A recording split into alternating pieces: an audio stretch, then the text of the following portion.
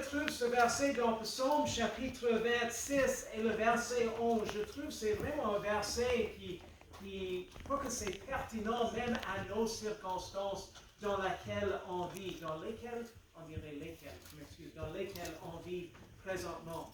Vous êtes rendu dans Psaume chapitre 26 et le verset 11. Je vais le lire et ensuite on va prier. Psaume 86, le verset 11. Éternel, enseigne-moi ta voie.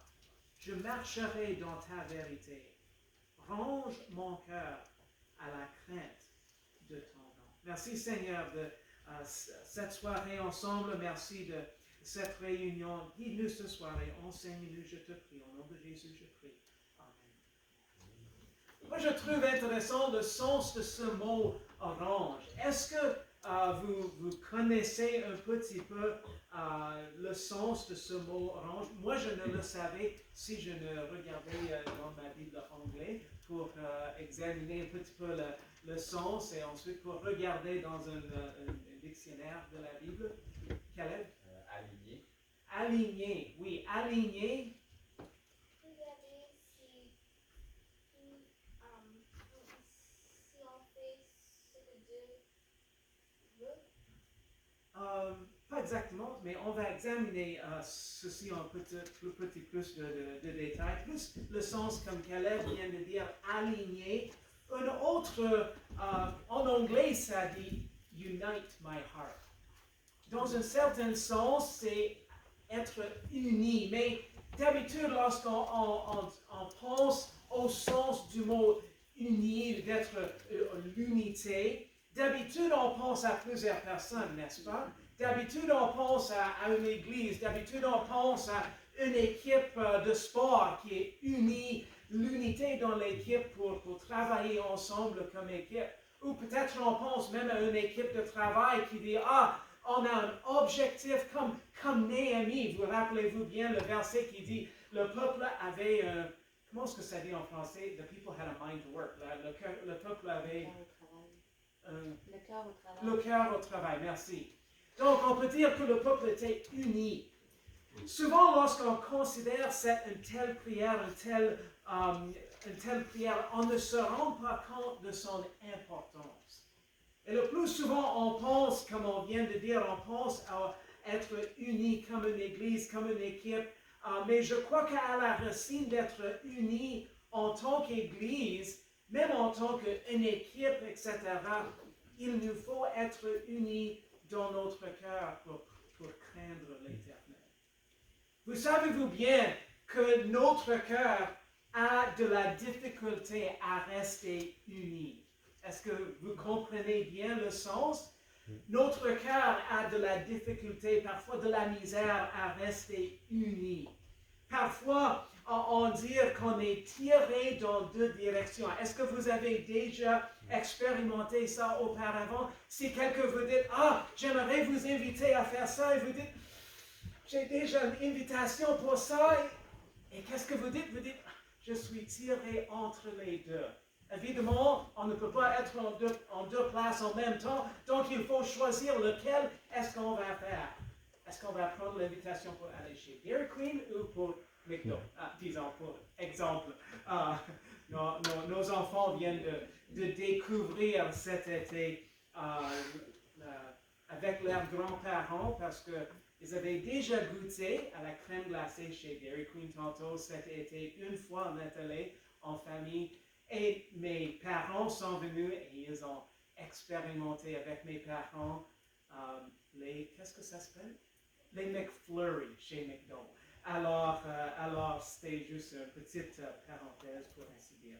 Mais moi, je trouve intéressant lorsqu'on considère ce mot uni, lorsqu'on parle d'une personne unie de cœur, range mon cœur, uni, ça veut dire unifier mon cœur, je ne sais pas si ça se dit bien, mais unis mon cœur, range mon cœur. Notre cœur c'est souvent que ce n'est pas uni. Dans quelle direction on va aller ou quelle décision qu'on va prendre. Avant de tirer certaines leçons de ce verset, moi je veux vous faire réfléchir sur le plus grand commandement En fait, c'est ce que le Seigneur nous a dit en réponse aux pharisiens. Donc, juste gardez votre place dans Psaume 86 et venez avec moi pour un instant dans Matthieu chapitre 22. Matthieu chapitre 22. Lorsqu'on considère cette idée de rangement au cœur, voir un cœur uni dans la crainte de l'Éternel, je voudrais qu'on puisse juste considérer pendant un instant ce que le Seigneur Jésus-Christ lui-même nous a dit est le plus grand commandement. Matthieu 22, vous êtes rendu dans Matthieu 22, le verset 34, je vais lire jusqu'à la fin du verset 30 jusqu'à verset 40, désolé. Les pharisiens, ayant appris qu'il avait fermé la bouche aux Sadduciens, s'assemblèrent, et l'un d'eux, docteur de la loi, l'interrogea pour l'éprouver. Il lui dit, Maître, quel est le grand commandement de la loi? Jésus lui dit, tu aimeras le Seigneur ton Dieu de tout ton cœur, de toute ton âme et de toute ta pensée. C'est là le premier et le grand commandement. Et voici le second, qui lui est semblable, tu aimeras ton prochain comme toi-même. De ces deux commandements dépendent toute la loi et les prophètes. Je trouve c'est précieux de considérer ce plus grand commandement dans toute la parole de Dieu. Jésus-Christ a répondu ici dans Matthieu 22. Il nous a donné le plus grand commandement de tous les autres. Tu aimeras le Seigneur ton Dieu de tout ton cœur, de toute ton âme, de toute ta pensée. Jésus nous dit effectivement de l'aimer, si on peut dire, je ne sais pas si ça se dit bien, au-dessous, par-dessous, toute autre personne, toute autre chose. Intéressant lorsqu'on considère la relation de couple. Dans une relation de couple, il est important que le mari aime son épouse au-dessous, par-dessous toute autre personne, évidemment, sauf Dieu. Si un mari, juste pour exemple, pour illustrer, si un mari disait à son épouse, je t'aime comme tous mes autres amis, ou disons qu'il disait, mon amour, tu as une place assez importante dans mes affections. Probablement, avec bonne raison, elle dirait, qui d'autre a une place assez importante? Son épouse va grandement douter de sa dévotion et avec raison. Parmi toute autre personne sur terre, la femme de son mari devrait avoir la place prééminente dans ses affections. Savez-vous quoi? Je crois qu'en tant que peuple de Dieu, nous sommes coupables de ne pas avoir un cœur qui est uni dans notre crainte du nom de l'Éternel. Et par conséquent, notre cœur est divisé, si on peut dire, est tiré dans deux directions. Divisé dans son amour et par la suite divisé dans sa dévotion envers Dieu et envers quelqu'un ou quelque chose d'autre. L'homme ayant la plus grande sagesse de Dieu, Salomon a dit, écoutons la conclusion de tout ce discours. Crains Dieu et garde ses commandements, car c'est là le tout de l'homme. Car Dieu fera venir toute œuvre en jugement avec tout ce qui est caché, soit bien, soit mal.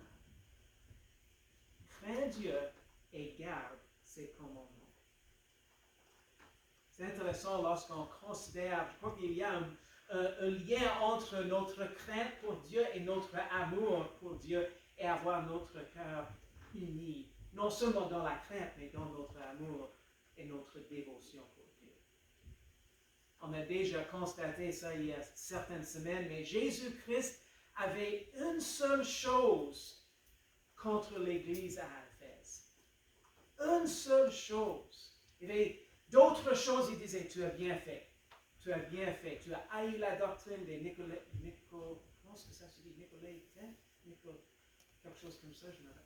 Est-ce que ça se dit bien? Okay. Mais une seule chose que Jésus-Christ avait contre l'Église à Éphèse dans l'Apocalypse, c'est qu'elle avait abandonné sa première charité. Et savez-vous quoi? Il a dit par la suite, souviens-toi donc d'où tu es déchu. Réponds-toi. et fais tes premières œuvres. Puis-je vous mettre au défi ce soir de demander à Dieu de vous aider à avoir un cœur qui est uni dans votre crainte de l'Éternel.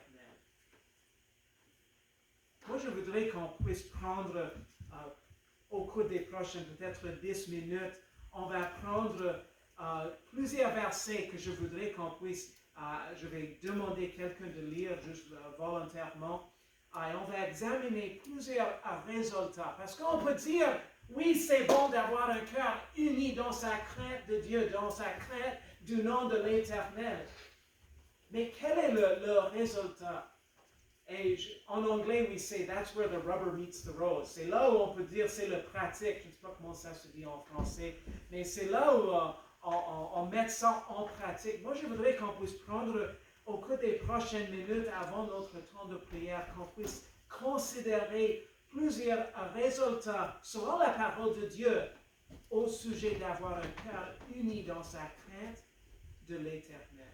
Moi, je crois qu'il existe plusieurs effets d'avoir un cœur uni dans sa crainte de l'Éternel.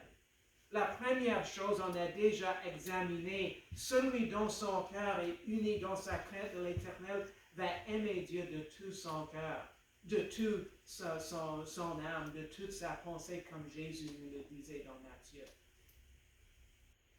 Question pour vous ce soir. Qui possède votre, si on peut dire, la plus grande place dans votre amour, dans votre charité, dans vos affections? Mais on va considérer d'autres. Le premier qu'on va considérer, moi je vais lire la dernière part de Psaume, moi je suis déjà rendu dans Psaume. Donc Psaume chapitre 22 et le verset 24, la première partie, Psaume 22, 24, ça nous dit, vous qui craignez l'Éternel, louez-le. Donc, je crois que là, une des choses qu'on peut considérer comme un résultat, ceux qui craignent Dieu, celui dont son cœur est uni dans sa crainte de l'Éternel, va louer Dieu fidèlement.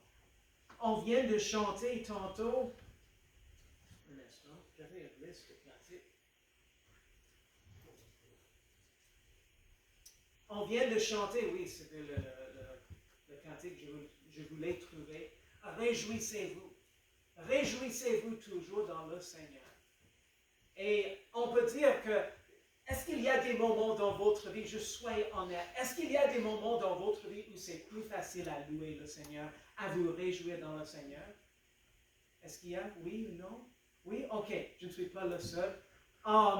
Mais savez-vous quoi? La Bible nous enseigne quand même lorsque, ça ne va pas très bien, même lorsque on peut dire qu'on n'a pas le goût, le Seigneur nous enseigne de nous réjouir dans le Seigneur.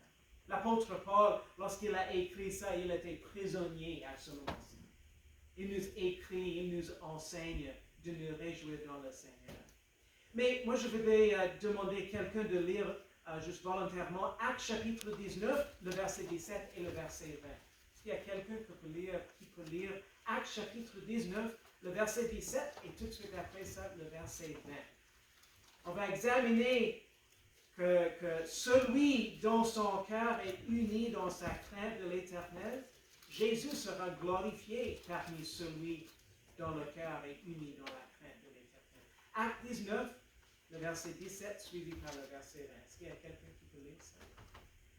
Cela fut connu de tous les Juifs et de tous les Grecs qui demeuraient à Éphèse. Et ils furent tous saisis de crainte, et le nom du Seigneur Jésus était magnifié. Ainsi, la parole du Seigneur se répandait et devenait de plus en plus efficace.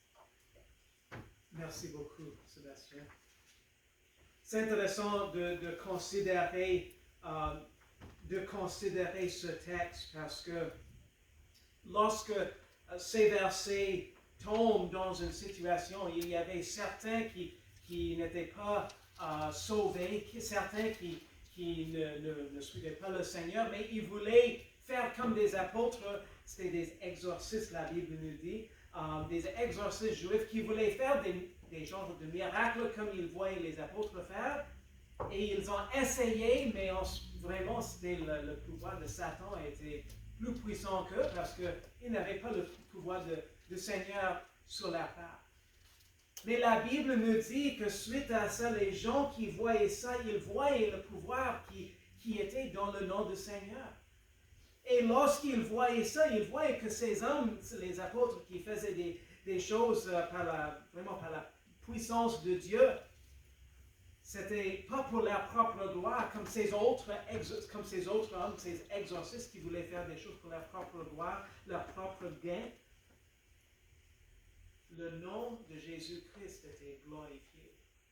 Donc, celui dont le cœur est uni dans sa crainte de l'Éternel, Jésus sera glorifié à travers lui. Quelqu'un d'autre, je voudrais demander à quelqu'un d'autre qui peut lire Actes chapitre 7, le verset 32. Celui dont son cœur est uni dans sa crainte de l'Éternel se rend compte de son péché et de la sainteté de Dieu. Actes 7, 32, s'il vous plaît. Je suis le Dieu de tes pères, le Dieu d'Abraham, le Dieu d'Isaac et le Dieu de Jacob. Et Moïse, tout tremblant, n'osait regarder. C'est un récit de lorsque Moïse était au buisson, je crois qu'on dit bien buisson ardent, the burning bush, buisson ardent. Lorsque Moïse se tenait au buisson ardent, il entendait la voix de Dieu. Moïse, il tremblait. Tremblait de peur, de crainte, je m'excuse, de crainte. Tremblait à cause qu'il se rendait à quel point Dieu était saint. Et il était pécheur. Donc, celui dont son cœur est uni dans sa crainte de l'Éternel va se rendre compte de son péché et de la sainteté de Dieu. Deux autres versets, je m'excuse. Genèse 22, 12 et Hébreux 11, 7, s'il vous plaît. Genèse 22, 12, si quelqu'un peut lire Genèse 22, 12 et quelqu'un d'autre, Hébreux 11, 7. Celui dont son cœur est uni dans sa crainte de l'Éternel va obéir à Dieu sans réserve et sans plainte. Genèse 22, 12, s'il vous plaît. Et ne porte pas ta main sur l'enfant et ne lui fais rien. Car maintenant, je sais que tu crains Dieu, puisque tu n'as pas refusé ton fils, ton unique. Et Hébreux 11, 7, s'il vous plaît. Par la foi, Noé, divinement averti des choses qu'on ne voyait point encore, fut rempli de crainte et construit une arche pour le salut de sa famille. Pour elle, elle condamna le monde et devint héritier de la justice qui est selon la foi. Merci. Celui dont son cœur est uni dans sa crainte de l'Éternel va obéir à Dieu sans réserve et sans plainte. Abraham, imaginez-vous avoir ton propre fils et être prêt à vraiment, si on peut dire, à sacrifier ton fils, vraiment à devoir comme plus voir ton fils pour Dieu, pour obéir à Dieu. Je suis sûr qu'Abraham ne comprenait pas tout ce que Dieu était en train de faire, mais Dieu constatait qu'Abraham, que sa dévotion, que sa crainte de lui était même plus fort que son amour même pour son propre fils. Noé, lorsque Dieu a dit à Noé de construire une arche.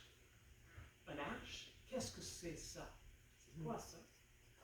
Oh, parce que tu vas envoyer la pluie. Quelle est la pluie? Dieu, on n'avait jamais entendu parler de ça. Je vais envoyer un déluge. C'est quoi un déluge?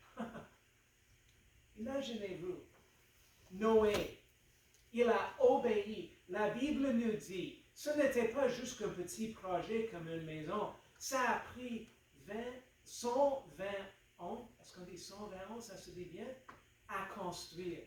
Par obéissance, il n'a jamais vu de la pluie, il n'a jamais vu un déluge. Il ne connaissait pas ce qui était une arche, mais il obéissait sans réserve et sans plainte. Celui, je vais continuer, donc on va réviser ça. Celui dont son cœur est uni dans sa crainte de l'Éternel va obéir à Dieu sans réserve et sans plainte. Un autre résultat de celui dont son cœur est uni dans sa crainte de l'Éternel va respecter les, est-ce qu'on dit les vœux? Les vœux? That's right, if you make a vow. Les vœux, les engagements qu'il fait envers Dieu. Moi, je voudrais demander à quelqu'un de lire Psaume 22 et le verset 26. On vient de lire le verset 24, mais je voudrais que quelqu'un puisse lire Psaume 22, 26. Et juste avant que je demande à quelqu'un de lire volontairement, je vais juste vous faire réfléchir. Je ne sais pas si vous vous rappelez bien le récit de Jonas. Jonas, lorsque Dieu lui a dit, Jonas, va à Ninive, cette méchante ville, pour proclamer le message que je te donne. Jonas, il est allé dans l'autre direction pour embarquer à bord d'un navire. Et vous vous rappelez l'histoire bien. Dieu a envoyé une tempête, effectivement. Et la seule solution que Jonas, parce que Jonas savait bien que c'était Dieu qui avait envoyé, c'est la seule chose qui va régler cette tempête. Dieu a envoyé ça à cause de moi. C'est de me jeter dans la mer. Vous rappelez-vous bien que les marins ont pris Jonas et l'ont jeté dans la mer. Et tout de suite, la mer s'est calmée. Est-ce que vous vous rappelez, est-ce que quelqu'un se rappelle la prochaine chose que les marins ont fait selon Jonas 1, 15 et 16? Pardonne-moi. Pardonne. Demandais au Seigneur de les pardonner. Oui, et ils ont fait la Bible nous dit dans Jonas chapitre 1, les versets 15 à 16, je m'excuse.